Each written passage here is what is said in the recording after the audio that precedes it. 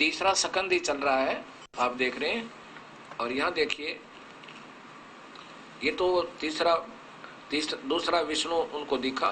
फिर इतने में ही पवन से बातें करता हुआ वह विमान तुरंत उड़ गया। कहाँ पहुंचा? यहाँ देखो, वह एक देवी बैठी थी। वे ऐसी प्रभावपूर्ण देवी थी मानो करोड़ों बिजलियां एक साथ चमक रही हों। अत्यंत सुंदर मुख था। अब यहाँ देखो, ये देख के हम तीनों नारद ऊपर देखिए, हम आपस में कहने लगे, यह सुंदरी कौन है, इसका क्या नाम है? हम उसके विषय में बिल्कुल अनभिज्ञ हैं। इसके हजारों नेत्र, हजारों हाथ, हजारों मुख हैं। दूर से देखने पर भी कितनी सुंदर प्रतीत हो रही है। ये न कोई अप्सरा है और न कोई गंधर्व कन्या एवं देव कन्या ही। नारद यों संदेहग्रस्त होकर हम लोग वहां रुके।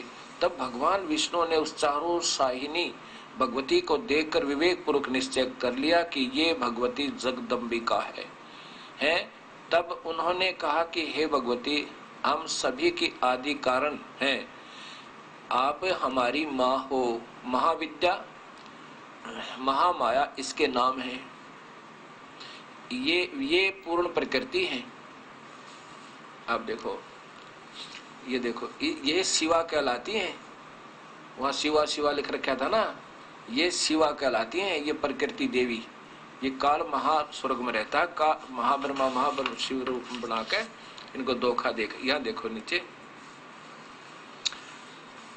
यहाँ पर अब उसको देख के ब्रह्मा जी, विष्णु जी कह रहे हैं कि ये संपूर्ण संसार की कारण है। ये वे ही दिवांगना है जिनके पर्यावरण में मुझे दर्शन हुए थे। जो पानी था, जब छोटा सा था मैं, जब मैं बालक रूप में था, उस समय मैं बालक रूप में था। विष्णु का आप ही कह रहे हैं मैं छोटा सा था। अब देखो, अब समझो भक्तात्माओं, और साथ में ये संत जन भी, जो इन्हीं शास्त्रों को सत्य मानते हुए इनके विरुद्ध मार्गदर्शन कर रहे हैं, उन्होंने भी स्वयं विचार करना चाहिए और तुरंत छोड़ देना चाहिए इस काल की गलत साधना को और सत्य मार्ग स्वीकार करना चाहिए। हम सत्य मार्ग के लिए तो घूम रहे हैं, उसी के लिए तड़प रहे हैं। अभी तक नहीं प्राप्त हुआ था तो हमारे दुर्भाग्य था। अब कृपा हुई है प्रभु की तो हमने एक हो जाना चाहिए। और इस दास के ऊपर कृपा उस परमेश्वर की, इस दास को अपना दास ही समझकर आके और इस दास से वार्ता करो प्रेम पूर्वक।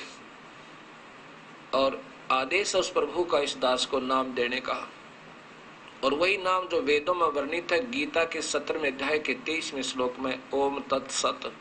ओम तो ब्रह्म का जाप है, एक और तत् सांकेतिक मंत्र वो पूर्ण ब्रह्म, पर ब्रह्म का, और सत मंत्र उस पूर्ण ब्रह्म का। इस तीनों ही मंत्र से जीव का यहाँ से छुटकारा होगा। ओम मंत्र तो अवश्य ही है, ये तो प्रारंभ है। तो ऐसे ही, और ब्रह्मा विष्णु महेश की पूजा तो बिल्कुल व्यर्थ है, लेकिन अनादरणीय नहीं है, क्योंकि ये भी अपने ही भाई बहन है, अपने ही आत्मा, अपने साथी, वहां से सब आए हुए हैं। ये अच्छी आत्मा थी, शुभकर्मी प्राणी है, इनको काल ने अपने ही काम ले लिया। अब यहां देखो, अब आगे चलो। ये ब्रह्मा विष्णु महेश स्वयं स्वीकार करते हैं कि हम तो जन्म मरण के अंदर हैं, हमारा तो जन्म और मरण होता है। आप ही नित्य हो, हम नित्य नहीं है, हम अविनाशी नहीं है। जैसा कि सुधांशु जी ईश्वरलोकीय एक ब्रह्मांडीय विभागीय मंत्री यानी एक तमोगुण भगवान को, और मृत्युंजय यानी जिसने मृत्यु पर विजय पाली, अविनाशी और ना जाने सृष्टि रचनहार के उपमा दे रखी। एक प्रांत के, एक स्टेट के विभागीय मंत्री को, और कोई उसको बतावे ये मुख्यमंत्री है, ये प्रधानमंत्री है, ये राष्ट्रपति है, तो उस नादान को कुछ भी ज्ञान नहीं, फिर वो लाभ के दिवाएगा। अब सोचना पड़ेगा। अब यहां आप देखिएगा, अब क्या कह रहे हैं भगवान विष्णु। मां के पास पहुंच गए, नमस्कार किया और फिर सब कुछ जान लिया। उसके नाखून में जब देखा तो बताया कि हे भवानी, मैं तुमसे क्या निवेदन करूं। ये देखो,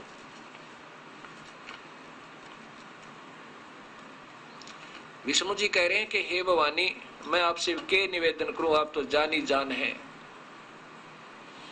भवानी, जो उचित हो वही करो, तुम्हारी इच्छा के अनुकूल ही कार्य होना चाहिए। ब्रह्मा सृष्टि करते हैं, विष्णु पालन करते हैं और रुद्र संहार करते हैं, पर जब तुम्हारी इच्छा से हम में शक्ति उत्पन्न होती है तभी हम इस कार्य के संपादन के अधिकारी होते हैं। और इनको सर्वशक्तिमान न जाने के उपमा दे रखी। गिरिजा नंदिनी, तुम सबकी माता हो, जगत का पालन करना और उसे टिकाए रखना तुम्हारा स्वाभाविक कार्य है, क्योंकि ये तो सर्व तीन लोक की अधीश्वरी है। अब यहाँ क्या बताते हैं, ये सारा संसार तुम्ही से उदासित हो रहा है, उद्भासित हो रहा है। मैं, विष्णु जी करें, मैं ब्रह्मा और शंकर, त्रिलोकीय शंकर, हम सभी तुम्हारी कृपा से विद्यमान हैं। हमारा आविर्भाव और तिरोभाव हुआ करता है। हम तो जन्म मरण में है माता, हम अविनाशी नहीं है। और ये सुधांशु जी कहीं तो मृत्युंजय है, मृत्युंजय उत्तरेगी। बताओ, पीतल को कोई सोना बता रहा है, वो कितना पारखू होगा। हमारा आविर्भाव माने जन्म, उत्पत्ति और तिरोभाव माने मृत्यु हुआ करता है। केवल तुम ही नित्य हो, जगत जननी हो, प्रकृति और सनातनी देवी हो। आगे देखो, विष्णु शंकर जी वो स्वयं स्वीकार कर रहे हैं, जो जिनको अजन्मा बता रहे हैं, सर्वशक्तिमान मृत्युंजय बताया, तेरी मृत्यु नहीं होती। शंकर भगवान शंकर बोले, देवी, यदि महाभाग विष्णु तुम ही से प्रकट हुए हैं तो उनके बाद उत्पन्न होने वाले ब्रह्मा भी तुम्हारे बालक हुए है। फिर मैं तमोगुणी लीला करने वाला शंकर भी तुम्हारी संतान हुआ, अर्थात मुझे भी उत्पन्न करने वाली तुम ही हो। बताओ, शंकर जी स्वयं स्वीकार कर रहे हैं कि तुम हमारी माँ है, हम तुमसे पैदा हुए। आगे देखना, इसी में तीनों गुण, यही रजगुण ब्रह्मा, सदगुण विष्णु, तमगुण शिव जी बताते हैं। इसी में तीसरे स्कंद में ही देखिए, ये स्वयं स्वीकार कर रहे हैं कि उन्हीं तीनों गुणों से उत्पन्न हम ब्रह्मा, विष्णु एवं शंकर नियमानुसार कार्य में तत्पर रहते हैं। हम ये तीनों देवता तो जगत का कार्य संभाले रहते हैं, करती कराती तो तुम ही हो दोनों जने। मैं, ब्रह्मा और विष्णु विमान पर चढ़कर जा रहे थे, हमने रास्ते में बहुत कुछ दिखाई दिए। अब यहाँ देखना, ये तीनों गुण है, रजगुण ब्रह्मा, सदगुण विष्णु, तमगुण शिव जी, ये स्वयं स्वीकार कर रहे हैं। अब आपको देवी भागवत महापुराण संस्कृत से ही दिखाएंगे, क्योंकि ये बहुत ज्यादा अंधेरा है और 100 बार सुनोगे जब जाकर हृदय स्वीकार करेगा और ये गलत ज्ञान उतरेगा। देवी भागवतम भाषा सटीकम, ये, और इनके लेखक हैं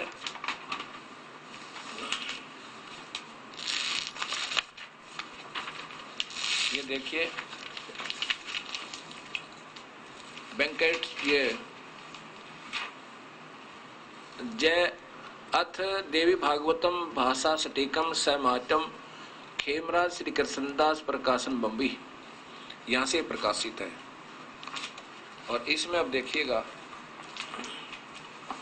संस्कृत भी है साथ में, ये थोड़ा थोड़ा दिखाऊंगा और फिर अपना ना विश्वास हो तो खरीद कर देख सकते हैं, नहीं तो अविश्वास का समय भी नहीं है। यहाँ लिखते हैं कि विष्णु शिव ब्रह्मा दर्शन किए हैं। यहाँ देखो, हमने इस भवन में दूसरे शिव, विष्णु शिव ब्रह्मा के दर्शन किए हैं। फिर यहाँ देखो, हे माता, तुम सदैव पुत्र के समान हम पर कृपा करती हो, अब देखो फिर नीचे आओ,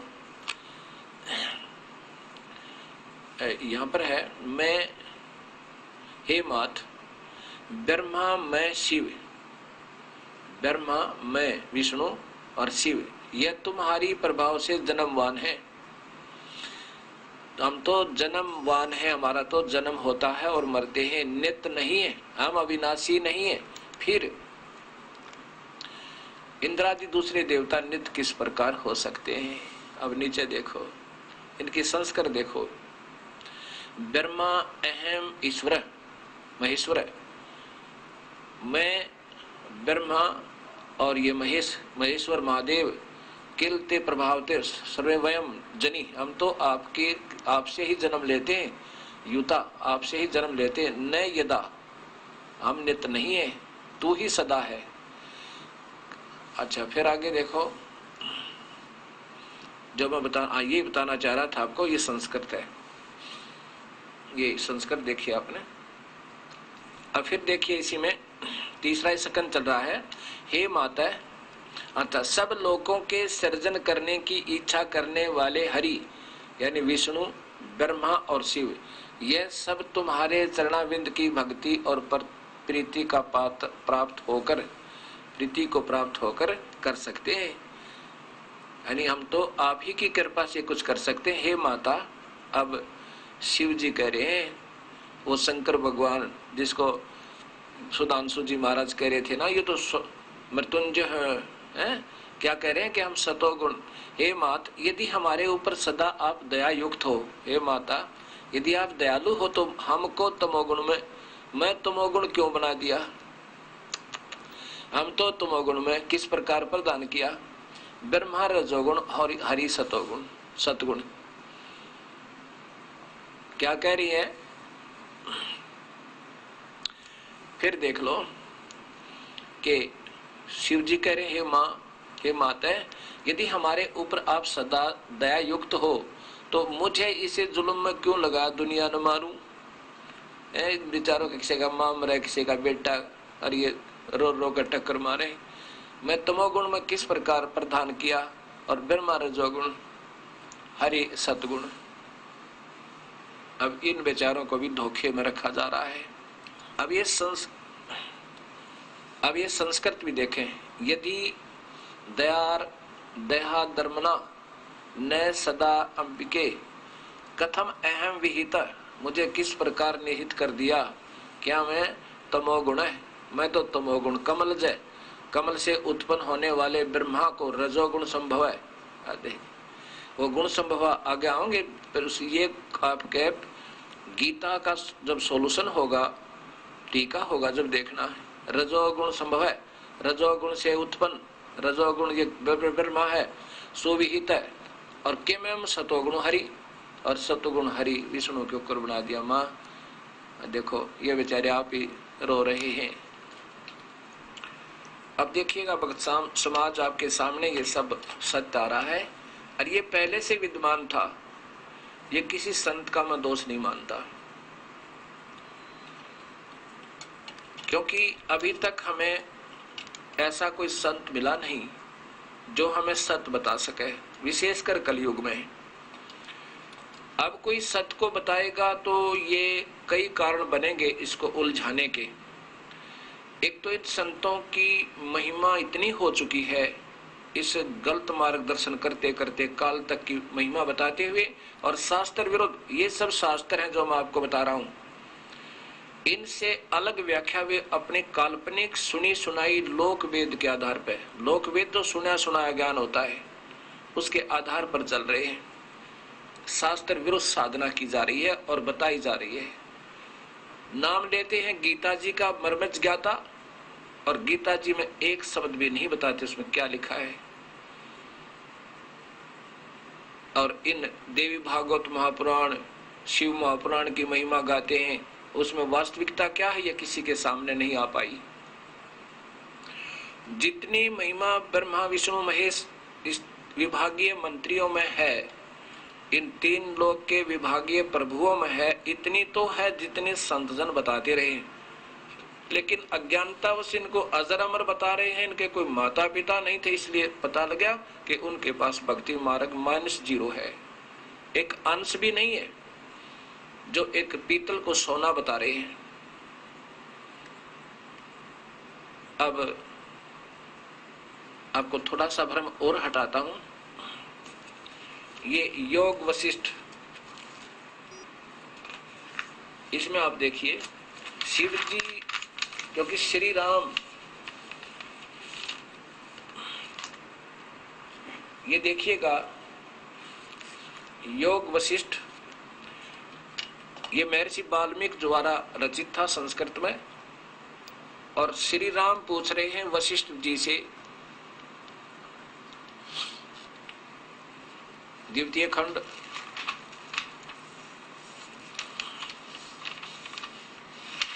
महर्षि श्री परमात्माय नमः, महर्षि वाल्मीकि जी कृचित संपूर्ण योग विशिष्ट महारामायण भाषा सचित्र द्वितीय खंड और पूर्वार्ध व उत्तरार्ध। इसके संपादक हैं अनेक धार्मिक ग्रंथों के रचयिता श्री गिरधर जी। काशी पुस्तकालय इंडस्ट्रियल एरिया मथुरा से प्रकाशित है। योग वशिष्ठ से पूर्व एक बार फिर, क्योंकि भक्तजनों को भूल पड़ गई होगी ना, पीछे मैंने प्रारंभ में दिखाया था इस महात्मा जी का ये वेद सरिता, और वेद का अंश भी नहीं इसमें। परम पूज्य सुधांशु जी महाराज,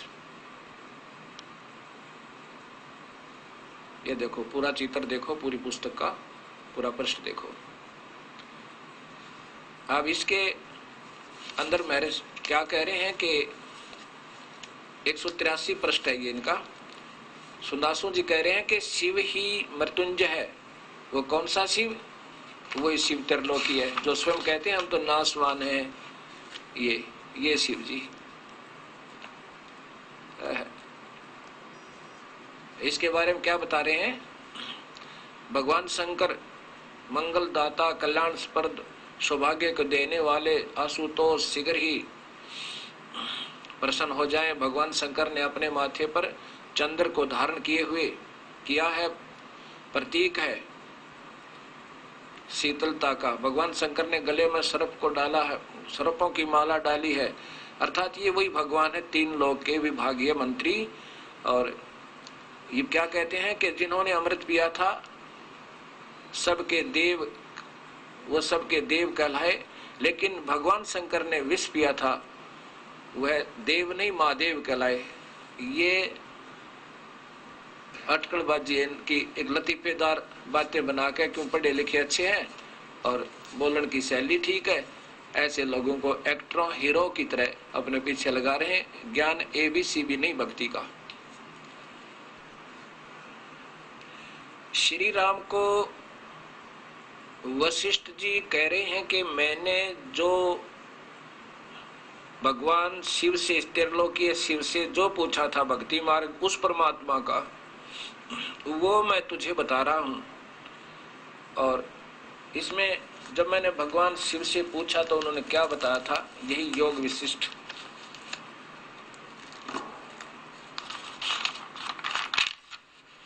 ये वही योग विशिष्ट है, द्वितीय खंड, महर्षि वाल्मीकि रचित संपूर्ण योग विशिष्ट महारामायण द्वितीय खंड के श्री गिरधर जी इनके रचयिता है। काशी पुस्तकालय इंडस्ट्रियल एरिया मथुरा से प्रकाशित है। यहाँ देखिए,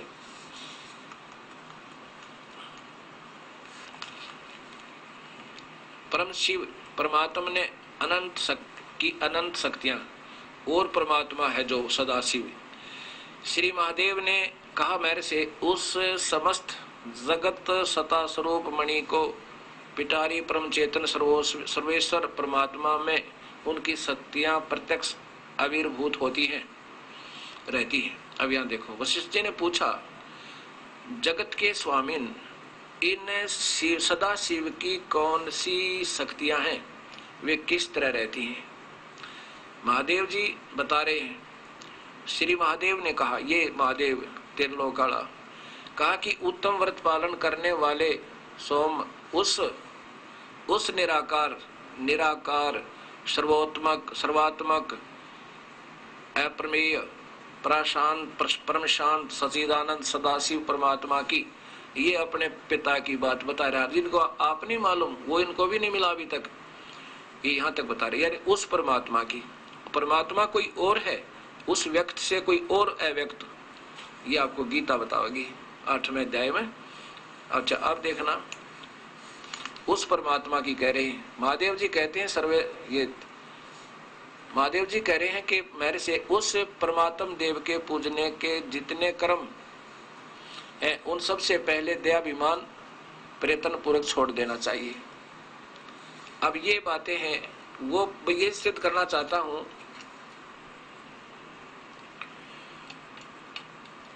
कि वो परमात्मा कौन है। अब फिर वो सृष्टि रचना कबीर साहब के द्वारा बताई, फिर आपको बतानी पड़ेगी एक बार फिर बताता हूं, पूरी नहीं, जहां से छोड़ी थी। ये काल, ये सदाशिव कहलाता है। यही कैसे निराकार हुआ कि आज के बाद मैं किसी को दर्शन नहीं दूंगा व्यक्त रूप में, यानी सामने नहीं प्रकट होऊंगा, पर है वो आकार में। जब ये तीनों पुत्र हो गए, ब्रह्मा विष्णु महेश, उस ब्रह्मलोक में, ब्रह्मलोक एक स्थान है जिसमें एक ब्रह्मा का अलग से लोक, एक विष्णु का अलग, ये महाब्रह्मा महाविष्णु महाशिव लोक अलग से बनाकर, जैसे रजोगुण प्रभावित क्षेत्र को ब्रह्मा, वहां महाब्रह्मा और महापार्वती सावित्री रूप में, अर्थात इस प्रकृति को अपनी पत्नी के रूप में रखकर ये काल रहता है, जो मैंने बार बार बताया आपको। ऐसे ही उसी ब्रह्मलोक में एक विष्णु सतोगुण प्रभावित एक क्षेत्र बना रखा है, उसमें अपनी पत्नी प्रकृति देवी को, अर्थात इस शेरा वाली अष्टंगी को साथ लेकर के वहां जो पुत्र की उत्पत्ति होती है उस सतोगुण प्रभावित क्षेत्र में, उसका नाम विष्णु रखता है। और जो रजोगुण प्रभावित क्षेत्र में जो पुत्र उत्पन्न होता है इन दोनों से, उसका नाम ब्रह्मा रख देता है। फिर ऐसे ही कैलाश पर्वत बना रखा वहां पे ब्रह्मलोक में, और वहां जो प्रकृति देवी को साथ रखा है उसी को सदाशिव महाशिव ऐसे बोलते हैं। ये काल ही अपने अन्य रूप में महाशिव के रूप में और पार्वती के महापार्वती के रूप में इस प्रकृति को, यानी अष्टंगी को साथ लेकर अध्या माया को, वहां जो पुत्र उत्पन्न होता है उसका नाम शिव रखते हैं। जब ये दोनों तीनों जब थोड़े थोड़े सियाने होते हैं, बालकपन से आगे चलते हैं, उसमें इनको बेहोश करवा देते हैं। तो तब ये काल, ये ब्रह्म अपनी पत्नी प्रकृति देवी से, अर्थात इस अष्टंगी से कहा कि जब ये बच्चे थोड़े थोड़े सियाने हों इनको बेहोश कर देना, और फिर इनको जब ये जवान हो जाए फिर इनको होश में ले आना। इन तीनों को कार्य देना। ब्रह्मा सब जीवों की उत्पत्ति करवावे रजोगुण प्रभावित करके, और विष्णु इनको मोह ममता एक दूसरे में बनाए रखे, सतिथि बनावे, और शिव संहार करे।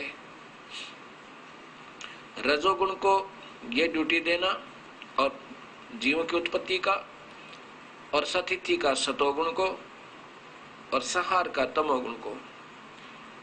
और यही तीनों पुत्र जब सियाने हो जाए, इनको ब्रह्मा को कमल के फूल पे मैं सबसे सतिथि तैयार कर दूंगा, काल कहने लगा। और विष्णु को शेष सैया पे, रुद्र को कैलाश पर्वत के कोने पे, इनको होश में लाकर इकट्ठे कर देना और फिर इनके विभाग बांट देना। फिर कहा कि आज के बाद मैं किसी को दर्शन नहीं दूंगा। ये प्रथम सृष्टि का जिक्र है। आज के बाद मैं कभी दर्शन नहीं दूंगा, और अव्यक्त मुझे निराकार मान्या करेंगे, लेकिन मैं आकार में अपने लोक में रहा करूंगा। और कभी कभी चतुर्भुज रूप में इस ब्रह्मलोक में भी रहा करूंगा। मेरे उस वास्तविक रूप परम रूप का कोई भी दर्शन नहीं कर सकता, ना वेदों में वर्णित विधि से, ना ही किसी तप से, ना यज्ञ से, ना हवन से मेरी प्राप्ति कोई नहीं कर सकता। मैं कभी किसी के सामने व्यक्तिगत रूप से नहीं आऊंगा, लेकिन कार्य मैं सारे करवाऊंगा। मेरे हाथ में सबका रिमोट होगा और मैं इन सब से अपना सब कार्य करवाता रहूंगा। तब प्रकृति देवी ने, शेरावाड़ी ने कहा था आद्या माया ने कि निरंजन, मैं अकेली औरत कैसे इस 20 ब्रह्मांड को चलाऊंगी तेरे को। तब इस काल ने कहा था तू चिंता ना करे, ये सब कार्य मैं करता रहूंगा, पर मैं सामने नहीं आऊं किसी के अंदर प्रवेश करके, किसी को गुप्त प्रेरणा देकर, कभी आकाशवाणी करके। मैं कभी किसी के सामने व्यक्तिगत रूप से नहीं आऊंगा, लेकिन कार्य मैं सारे करवाऊंगा। मेरे हाथ में सबका रिमोट होगा और मैं इन सब से अपना सब कार्य करवाता रहूंगा। तब प्रकृति देवी ने, शेरावाड़ी ने कहा था आद्या माया ने कि निरंजन, मैं अकेली औरत कैसे इस 20 ब्रह्मांड को चलाऊंगी तेरे को। तब इस काल ने कहा था तू चिंता ना करे, ये सब कार्य मैं करता रहूंगा, पर मैं सामने नहीं आऊं किसी के अंदर प्रवेश करके, किसी को गुप्त प्रेरणा देकर, कभी आकाशवाणी करके। मैं तेरा सहयोग देता रहूंगा। अब आपने ये सारी आंखों देख ली, आपके सामने वो अव्यक्त हो गया। फिर कहा कि जब ये सियाने हो जाए इनको होश में लाना, फिर इनके ब्याह कर देना। तीनों का ब्याह कर दिया। ये भी देवी भागवत महापुराण में प्रत्यक्ष प्रमाण है, पहले भी कई बार दिखा चुका हूं। अब मैं आपको आगे वैसे ही बता रहा हूं, मौखिक बताऊंगा। ब्रह्मा को अपने, फिर इनको सागर मंथन पर भेजा। सबसे पहले वेद निकले, वेद ब्रह्मा ने पढ़े। अब पहले ये माता से ये ब्रह्मा विष्णु महेश पूछने लगे कि माँ हमारा पिता कौन है। तब ये कहने लगी कोई तुम्हारा पिता नहीं, कोई तुम्हारा बाप नहीं, माँ नहीं, मैं ही तुम्हारी माँ, मैं ही तुम्हारा पिता हूं। जब वेद निकले सागर मंथन में, वेदों में पाया कि कोई परमात्मा और है। वेदों में पूर्ण परमात्मा की पूर्ण महिमा है और जाप केवल ब्रह्म का दिया हुआ ओम नाम। तो इन ऋषि लोगों ने वेदों को पढ़ा और उसमें लिखा है कि पूर्ण परमात्मा कोई और है, उसका कबीर नाम है और वो सतलोक में रहता। वही पाप काटने वाला सर्वशक्तिमान अमित औजा, जिसकी शक्ति का कोई वार पार नहीं। उसकी पूजा करने से ये जीव जन्म मरण रहित हो जाता है। वो सतलोक में रहता है, वो आकार में है, मनुष्य जैसा है। साथ में ब्रह्म और परब्रह्म का भी वर्णन है, जैसे गीता जी में है 3 भगवान है, क्षर पुरुष, अक्षर पुरुष और नि अक्षर पुरुष, परम अक्षर पुरुष अर्थात पूर्ण ब्रह्म कबीर परमात्मा। ऐसे ही लेकिन जाप जो है ओम नाम का वेदों में भी गीता में, इसलिए ये महापुरुषों ने पूर्ण परमात्मा तो वेदों में पढ़ा कोई और है और जाप बताते हैं ओम नाम तक का ही। इसलिए ये सारी अधूरी साधना ये काल करवा रहा है। 2 मंत्र गुप्त हैं, वो काल नहीं दे सकता, इसको अधिकार नहीं, ना ये बता सकता, ना ही इसको ज्ञान है। और जानबूझकर भी ऐसी गुस्ताखी करता रहता है कि कहीं यहां से निकल ना जाए। इसलिए जैसे शिव जी भी बता रहे हैं वशिष्ठ जी को कि उस परमात्मा की, सदाशिव की, वो यानी वो सदाशिव निराकार। अब वेदों के अनुसार जो इन्होंने पढ़ा देखा, ब्रह्मा जी से सुना, तो ये बता रहे परमात्मा तो कोई और है, लेकिन ये स्वयं समाधि ला के थक गए। ये निराकार भी, ये काल भी, इनके पिताजी के भी दर्शन इनको नहीं हुए। ये इतना धोखेबाज काल है, अपने पुत्रों को भी गुमराह रखता है। तो इन संत नादान बेचारों का, अनजानों का मैं के दोष मानूं, क्योंकि मैं भी दास इसी तरह भरम भटक रहा था। ना जाने कैसे रजा करी मेरे गुरुदेव भगवान ने, कैसी कृपा करी उस कबीर परमेश्वर ने इस घोर कलयुग में।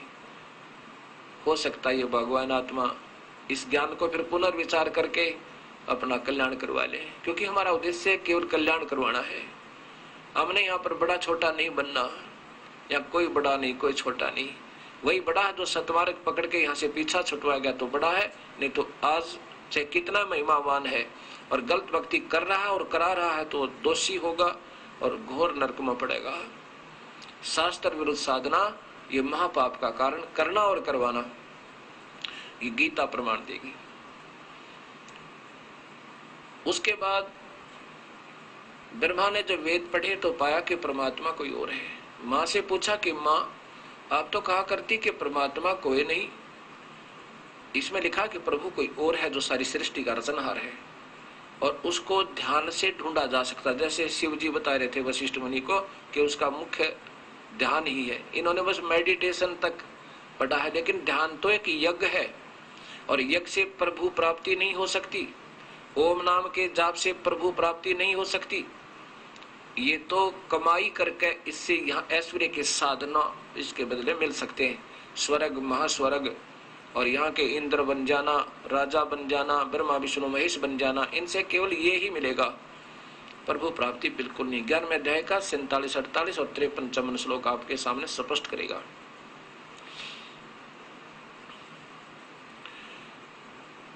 तो वेदों में पढ़ा कि ध्यान यज्ञ करने और ओम नाम के जापते का मंत्र बता रखा है, शायद प्रभु मिलता होगा।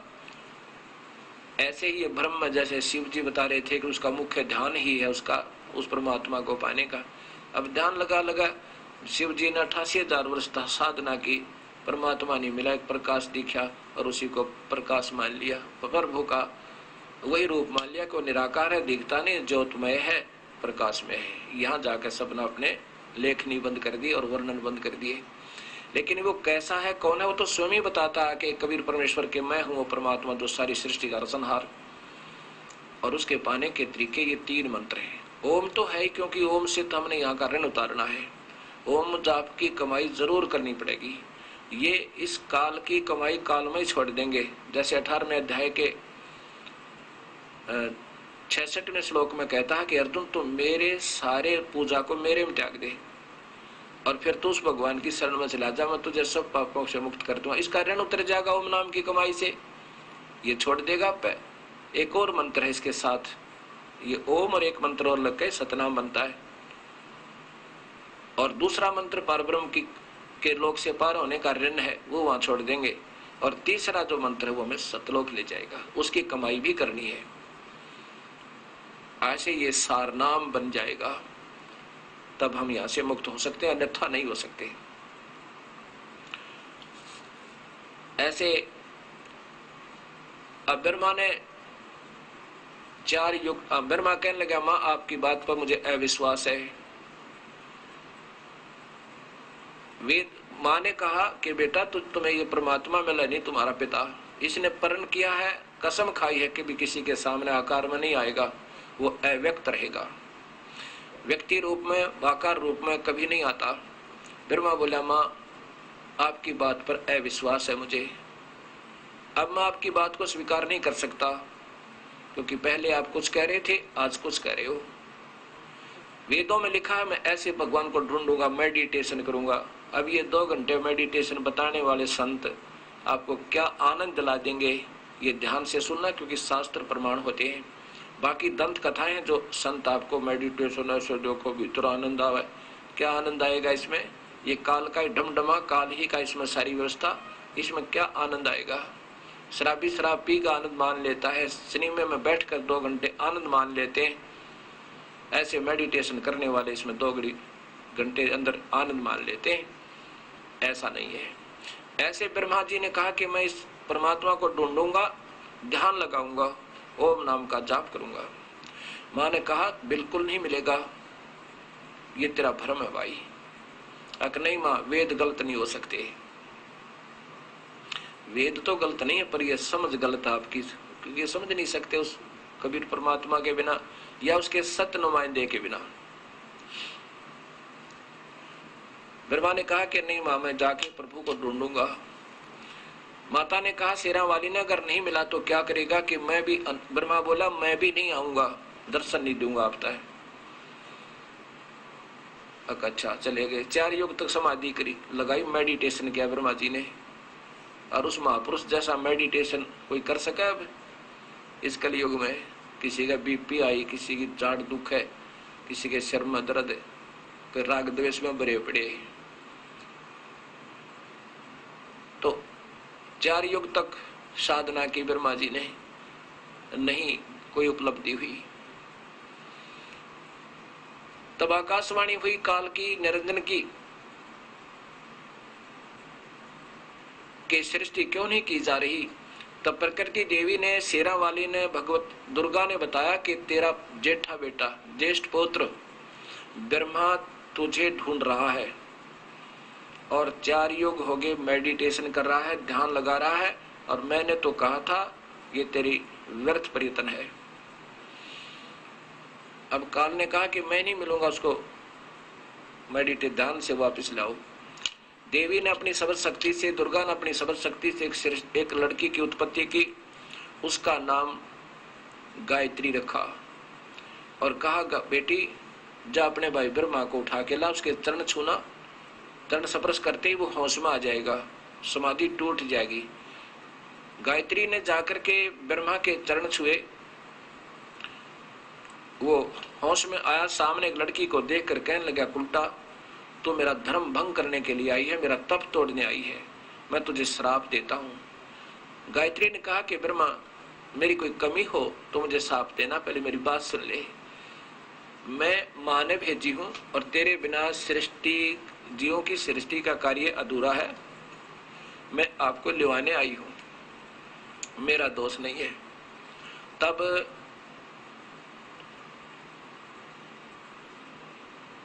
ब्रह्मा बोला कि गायत्री मत चल तो पढ़ो, पर माँ के सामने मुझे शर्म लगे। मैं कह कर आया था कि अगर पिता के दर्शन नहीं हुए तो मैं माँ आपको सूरत नहीं दिखाऊंगा।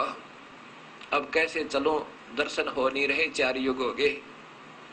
कबीर साहब कहते हैं तीनों देवा उसको जावे, निरंजन का वो पार नहीं पावे। ब्रह्मा विष्णु महेश भी अपने पिता को ढूंढ रहे हैं, इनको भी ये दर्शन नहीं देता, इतना कपटी है, कबीर साहब बता रहे हैं। तो ब्रह्मा ने कहा कि यदि तू मेरी झूठी गवाही दे दे माँ के सामने तो मैं चल पड़ूं। तो गायत्री ने एक शर्त रखी जो यहाँ बताने योग्य नहीं है, ये आप पढ़ सकते हो। ब्रह्मा ने स्वीकार की। फिर गायत्री ने कहा कि एक और तैयार करते हैं अपना गवाह। गायत्री ने अपनी सब शक्ति से एक लड़की और तैयार की, उसका नाम पोवती रखा। उससे कहा कि पोपवती तू ब्रह्मा की झूठी गवाही दे दे कि ब्रह्मा ने पिता के दर्शन अपने सामने किए। पोपवती ने कहा कि मैं क्यों झूठी गवाही दूं। उसने भी एक शर्त रखी, वो भी यहाँ बताने योग्य नहीं भद्र समाज के सामने। ब्रह्मा ने वो भी स्वीकार की, अर्थात तीनों के तीनों आकर दुर्गा के सामने कहते हैं, प्रणाम करते हैं। दुर्गा ने पूछा कि ब्रह्मा क्या तुझे अपने पिता के दर्शन हुए, उस अव्यक्त के, काल के, निरंजन के, ज्योत निरंजन के। ब्रह्मा ने कहा हाँ माँ मुझे दर्शन हो गई। भाई के प्रत्यक्ष क्या प्रमाण है ऐसा मैं इससे मानो कि तुझे दर्शन हुए। ब्रह्मा ने कहा कि इन दोनों से पूछ लो। उन दोनों ने कहा कि हाँ हमारे सामने परमात्मा आए, ब्रह्मा को दर्शन दिए और आशीर्वाद दिया। अब देवी ने सोचा भाई अच्छा मेरे से कह रहा था कि मैं किसी को दर्शन नहीं दूंगा, ये मेरा घटिया संविधान है, ये अटल संविधान है, अनुत्तम। अब गीता जी में दिखाऊंगा आपको, और फिर संतों की टीका की हुई आपके सामने वो गीता आवेगी। क्योंकि देखो इन संतों की सोच तो बढ़िया ही थी बेचारों की कि सरलार्थ करें, जब इन्हें स्वयं ही ज्ञान नहीं, सरलार्थ का अनर्थ कर दिया, अनुत्तम को उत्तम, श्रेष्ठ, उच्चतर तेरेगी। डिक्शनरी फेल कर दी सारी, ज्ञान तो फेल कर ही रखा था, डिक्शनरी के शब्दार्थ बदलने लग गए। इनको अल्पज्ञ कहते हैं। ज्ञानहीन जो गुरु कहावे आप पर डूबे और डुबावे।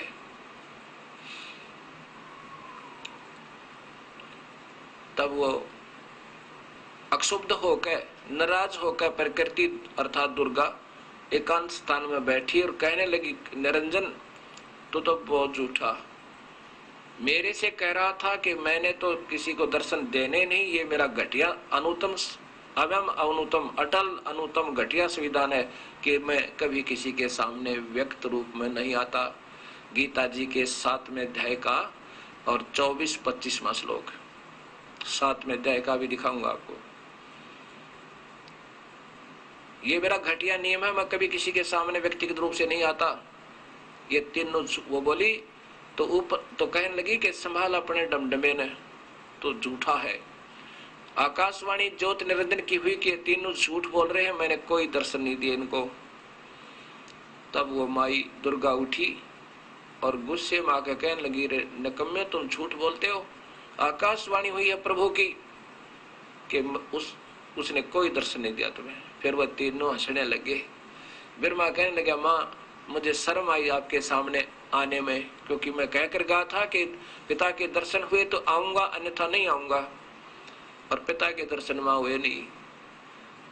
मुझे शर्म आवी थी आपके सामने आने में, इसलिए हमने तीनों ने झूठ बोल दी।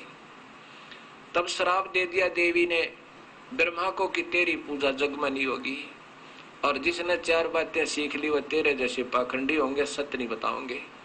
संत बनेंगे, गुरु बन जाएंगे, बनेंगे, पर सत्य समाज को नहीं बता सकते क्योंकि वो स्वयं ही अधूरे होंगे।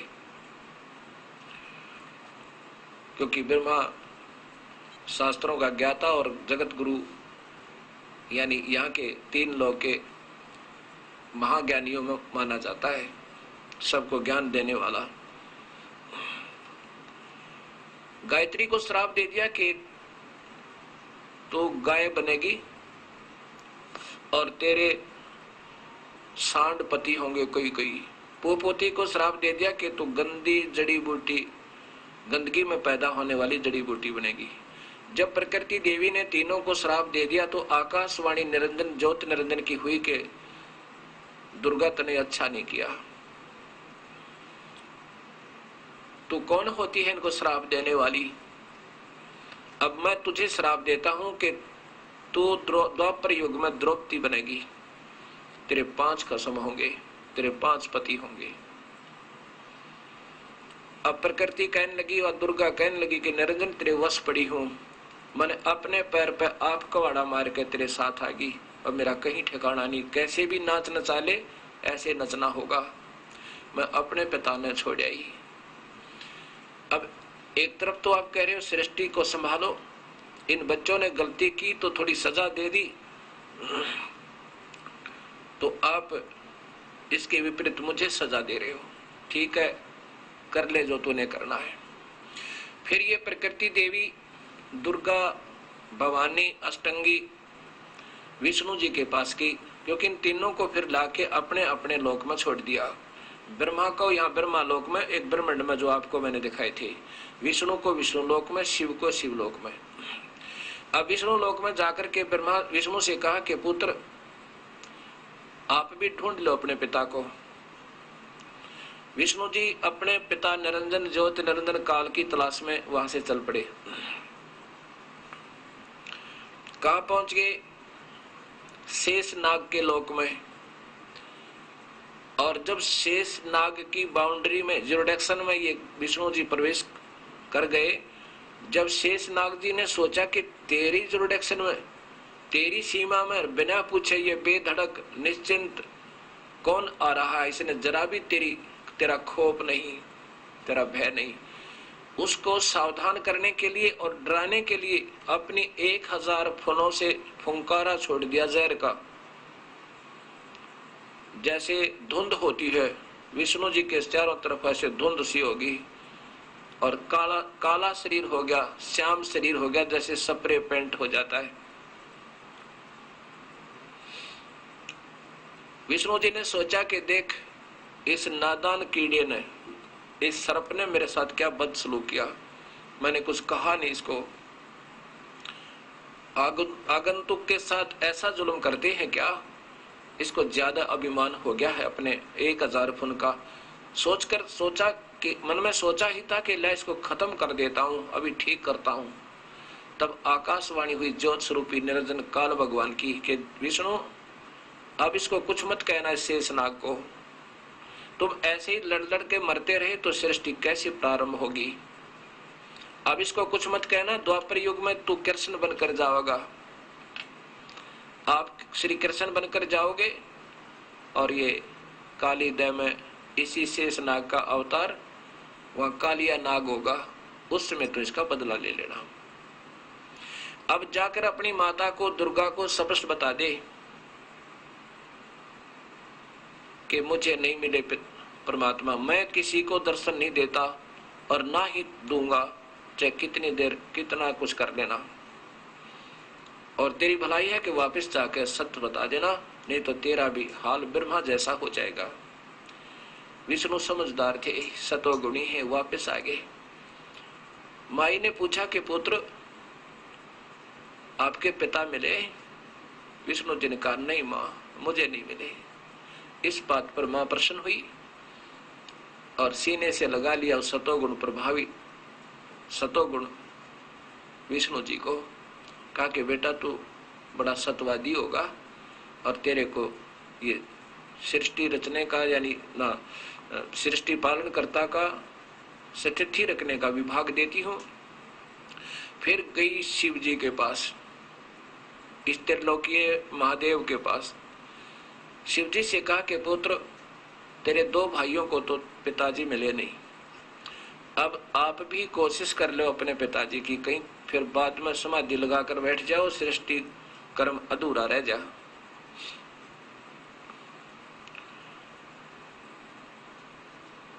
शिव जी ने समझदार निकले। शिव जी कहने लगे मां, जब मेरे दो भाइयों को पिता के दर्शन नहीं हुए तो मैं कौन से खेत की मूली, मैं तो कोशिश ही नहीं करता, पर माता एक कृपा कर दो मेरे पे। विष्णु शिव जी बोले एक रजा कर दो मां। माता ने कहा बोल पुत्र, क्या क्या चाहता है? कि मुझे वर दे दो, मैं कभी नहीं मरूं, मैं अमर हो जाऊं, मैं मृत्युंजय हो जाऊं। माता ने कहा पुत्र ये नहीं हो सकता, जो पैदा हो गया वो मरेगा और मर गया उसका जन्म जरूर होगा भाई। ये इस काल 21 ब्रह्मांड का नियम है, ये अटल नियम है, ये हार्ड एंड फास्ट रूल है।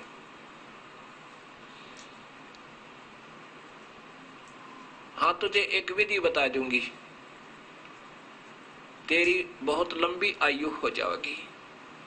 तब शिव ने कहा यही कृपा कर दो मां। तो माता ने कहा कि बेटा तू अपना ज्यादा ध्यान लगा कर मेडिटेशन किया कर और अपने श्वासों को अपने 10वें द्वार में रखा कर, श्वास कम लिया कर, ठंडे क्षेत्र में रहना, तेरा शरीर खराब ना होए। ऐसे ऐसे आप देखते हो भगवान शिव ज्यादातर ध्यान में ही रहते हैं। ब्रह्मा की आयु 100 वर्ष, विष्णु जी की आयु 700 वर्ष, शिव जी की आयु 4900 वर्ष। ब्रह्मा का एक दिन 1000 चतुर्युग का और 1000 चतुर्युग की रात है। 2000 चतुर्युग का दिन रात ब्रह्मा का, 60,000 चतुर्युग का एक महीना ब्रह्मा का और 7,20,000 चतुर्युग का एक वर्ष ब्रह्मा जी का। इसको 100 गुणा कर दो, 7 करोड़ 20 लाख चतुर्युग ये ब्रह्मा जी की आयु होए। और इसको 7 से गुणा कर दे विष्णु की, और विष्णु जी की को 7 से गुणा कर दे तो शिव की। इतनी लंबी आयु है इनकी, लेकिन फिर भी मृत्यु है। कबीर साहब कहते हैं, गरीबदास जी कहते हैं, कबीर साहब की प्यारी आत्मा जो आंखों देखे सारे इस विवरण का सतगुरु कबीर साहब के सत्य ज्ञान के आधार पर कहते हैं, इतनी उम्र बुलंद मरेगा अंतरे, इतनी उम्र बुलंद मरेगा अंतरे, और सतगुर लगे ना कान ना बैठे संतरे। कोई संत नहीं मिला जो इस बीमारी ने काटा सत्य ज्ञान बतावे। गीता जी के 4थे अध्याय का 33 और 34वां श्लोक बिल्कुल स्पष्ट करता है। ये काल भगवान बोल रहा है गीता जी को और कृष्ण जी के शरीर में प्रवेश करके। उसमें कहता है कि अर्जुन इस द्रव्य में यज्ञ, ध्यान यज्ञ, ज्ञान यज्ञ में सारे ही कर्म समाप्त हो जाते हैं। उत्तम है, बहुत उत्तम है, क्योंकि ज्ञान में सभी कर्म समाप्त हो जाते हैं। कैसे? अब कोई कुछ पूजा कर रहा है, कोई आरती उतारे गणेश जी की, कोई फलाने जी की, कोई मंदिर में कोई कीता है, कोई उस भगवान को सर्वश्रेष्ठ वो कहा, वो भगवान अविनाशी। जब तक सही ज्ञान नहीं होता इतने ये भ्रमणा भटकना बड़ी रहती है। द्रव्य यज्ञ होती है जैसे भंडारा करना, हवन करना, इनसे कहते हैं ज्ञान यज्ञ उत्तम है। जब सही ज्ञान होगा तभी तो हम भक्ति कर सकें, कैसे भगवान पावे, कौन परमात्मा है, उसकी क्या विधि है। यही नहीं है तो वैसे ही फिर वो तो भ्रमणा भटकना होती है। तो ज्ञान से तेरे सारे कर्म समाप्त हो जाएंगे और सही भक्ति प्रारंभ होगी। इसलिए ज्ञान यज्ञ सबसे उत्तम है। वो कौन सा ज्ञान? एक तो ज्ञान भगवान कृष्ण के रूप शरीर में ब्रह्म काल दे रहे हैं, गीता जी का वेदों अनुसार वो तो दे ही रहे हैं। अब कह रहे हैं कि इसमें जो ज्ञान दे रहा है वो तो ब्रह्म तक का दे रहे हैं, ओम नाम का जाप जप यज्ञ करे और ऐसे रहनी रहे, ऐसे करनी करे, लेकिन जन्म मरण नहीं मिटेगा, स्थाई स्थान नहीं मिलेगा, पूर्ण शांति नहीं होगी, अर्थात तेरे मेरे बहुत जन्म हो गए। इसी चौथे अध्याय का 5वां श्लोक बताता है। ये तो ज्ञान भगवान दे ही रहे थे, फिर कह रहे हैं कि इस ज्ञान से जो मैं दे रहा हूं इससे अलग कोई ज्ञान देने वाला संत ढूंढ ले। जो मैं तुझे बता रहा हूं उससे न्यारा उस परमात्मा के पाने का, उसका सच्चा ज्ञान बताने वाला वो संत ढूंढ ले। उन तत्वदर्शी संतों को ढूंढ जो सतमार्ग के जानने वाले, उनको दंडवत प्रणाम करो। गीता जी के अध्याय नंबर 4 का श्लोक नंबर 34। निष्कपट भाव से उनकी सेवा करो और फिर विनम्रता पूर्वक, सरलता पूर्वक उनसे प्रसन्न करने से वो तत्वदर्शी, उस परम पिता परमात्मा के सतमार्ग के जानने वाले संत तुझे उपदेश करेंगे, यो ज्ञान बताएंगे, फिर नाम देंगे और फिर चरणों में ऐसे रहना जैसे राम कृष्ण से कौन बड़ो उन्हों भी गुरु की ने, तीन लोक के वेदनी गुरु आगे अधीन। अब देखो पहले तो हम सतज्ञान की तलाश में थे, ये जितने आज संत बने हुए ये भी बेचारी पुण्यात्मा है, पिछले जन्म जन्मांतर के बहुत बहुत अच्छे शुभकर्मी, बहुत ही ज्यादा। अब इनको रास्ता सही मिला नहीं तो ये प्रभु हो गए। अब ये उस प्रभुता छोड़ नहीं सकते, चाहे गधे बेशक बन जावे, या कुदरती बातों से प्रभुता नहीं छूट सकती और सब कुछ छोड़ सकते। मान बढ़ाई ईर्षा दुर्लभ तजना, ये राज्य तजना सहज है और सहज त्रिया का ने मान बढ़ाई ईर्षा। अब ईर्षा होगी इस दास के प्रति, किनको? जो बिल्कुल पाप के भाग्य होना जिन्होंने, और ये नहीं छूटे, मान बढ़ाई छूटे नहीं, क्यों लाखों शेष हो गए। पता भी लग जाएगा कि तुम अधूरे, क्यों शास्त्र विरुद्ध गीता बताती है कि वो ना इस जन्म में उनका कोई कर्म अच्छा बन रहा ना भविष्य में। इसलिए अर्जुन तेरे लिए शास्त्र ही प्रमाण है, और शास्त्र विरुद्ध त्याग का जो साधना करता और करवाता वो दोनों नरक के भागी है। लेकिन पुण्यात्मा भी हैं, सोचेंगी इसमें मान बढ़ाई नहीं, हम एक पिता की संतान है, हम काल के जाल में हैं, हमने यहाँ से पीछा छुटवा के इस मनुष्य शरीर का लाभ उठाना चाहिए। कौन बड़ा कौन छोटा, राम कृष्ण से कौन बड़ा, उन्हें भी गुरु कीन, और तीन लोग के वो भगवान वशिष्ठ मुनि का गए। श्री राम जी आधीन जैसे वो भगवान भी विनम्र रहे, और श्री कृष्ण जी दुर्वासा जी के सामने, क्योंकि दुर्वासा जी उनके गुरुदेव थे, ज्ञान के वो आध्यात्मिक गुरु। संदीपनी जी उनके ज्ञान गुरु थे, उन्होंने अक्षर ज्ञान कराया था। जो तीन लोग के महान आत्मा भी और ऐसे विनम्र हो सके। मैं तो अपनी बताता हूं, यदि आज मैं गुरु होता, लाखों शिष्यों को गुमराह कर रहा होता और मुझे ये ज्ञान मिल जाता, चरण दो संत के जाके और अनाउंस कर दो सबको, भाई हमारे पास कुछ नहीं है, और जाके अपना उपदेश ले लो, अपना कल्याण कराऊं और उनकी फांसी निकलवा दो काटते हैं। ठीक है, अनजान पड़े में ना जाने किस पे की गलती हो जाए। गलती तो नहीं कह सकते, क्योंकि ये तो भक्तात्मा संत आत्मा अपनी तरफ से तो कोशिश तो कर रहे हैं कि हम सत्य बता रहे हैं, पर सत्य तो नजदीक भी नहीं है, क्योंकि शास्त्र प्रमाण दे रहे हैं। जब तक हम ईर्ष्या नहीं छोड़ेंगे, मान बढ़ाई नहीं त्यागेंगे, तो फिर काहे के भक्त। जब हम ही नहीं इस निर्मलता को स्वीकार कर सकते तो शिष्य कैसे अनुसरण कर पाओगे। अब ये दास क्या बताना चाहता है आपको। उसके बाद जब ये तीनों ने फैसला कर लिया कि अब कहा माने कि तुम मेरे से शादी करो और यहाँ की सृष्टि उत्पन्न करो, बच्चे पैदा करो मेरे से, तब ब्रह्मा विष्णु महेश कहने लगे माँ माता नार पुत्र की होई, ए जननी ये कहाँ अग धोई। ए माँ इस पाप नाम कहाँ धोएंगे। तब बोली बेटा मैं तो तुम्हारे परीक्षा ले रही थी तुम्हारा कि तुम कितने विवेकशील हो। अब ऐसा करो सागर मंथन करो। फिर दूसरी बार जब सागर मंथन किया, अपने ही तीन रूप बनाकर सागर में प्रवेश कर गई। एक सिद्धि चोलेदार, चोला माने शरीर, और तीन रूप बनाकर बाहर आई। तीनों जब एक एक ब्रह्मा विष्णु महेश एक एक लड़की को लेकर माँ के पास आए, चौथे रूप में माँ बैठी। यही तो जाल है, यही तो खेल है इस काल का। माता ने पूछा कि भाई पहले कौन सी निकली थी। ये निकली थी, इसका नाम सावित्री रखा, फिर माता शादी कर दी। दूसरी का नाम लक्ष्मी रखा, हुआ विष्णु ते ब्याह दी। और तीसरी का उमा रखा, वो त्रिलोकीय शंकर ते शादी कर दी। अब देखिए वे देवी भागवत महापुराण गीता प्रेस गोरखपुर से प्रकाशित कि इसके अंदर इन तीनों का विवाह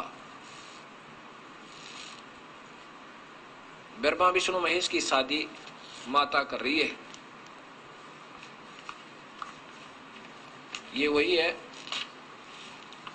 गीता प्रेस गोरखपुर से प्रकाशित है। और श्री हनुमान जी, इसके श्री हनुमान प्रसाद पोदार चिमनलाल गोस्वामी ये इनके संपादक हैं। और ये इसमें देखिए वही तीसरा स्कंद ही चल रहा है। आगे यहां देखो,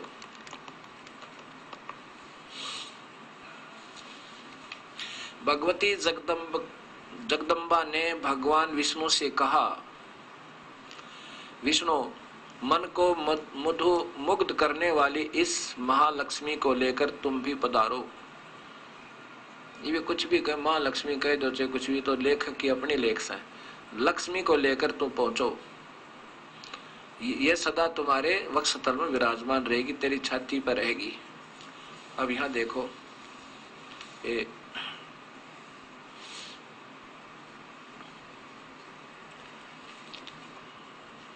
अब शंकर की शादी। देवी ने कहा, शंकर मन को मुग्ध करने वाली यह महाकाली गौरी नाम से विख्यात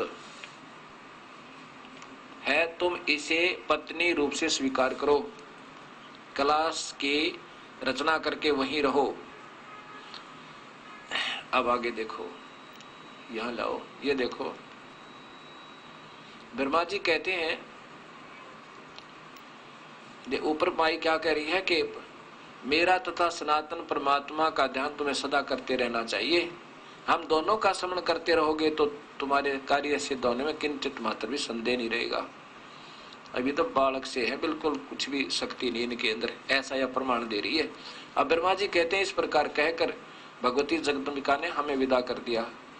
उन्होंने शुद्ध आचार वाली शक्तियों में से भगवान विष्णु के लिए महालक्ष्मी, शंकर के लिए महाकाली और मेरे लिए महासरस्वती को पत्नी बनने की आज्ञा दे दी। सत साहिबी प्रारंभ हुई। अब यहां से ये काल सृष्टि प्रारंभ हुई एक ब्रह्मांड की।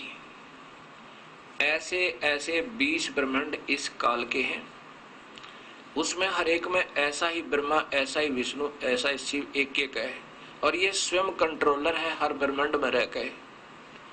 वहां मां ब्रह्मा, महाविष्णु, महाशिव रूप में रहता है।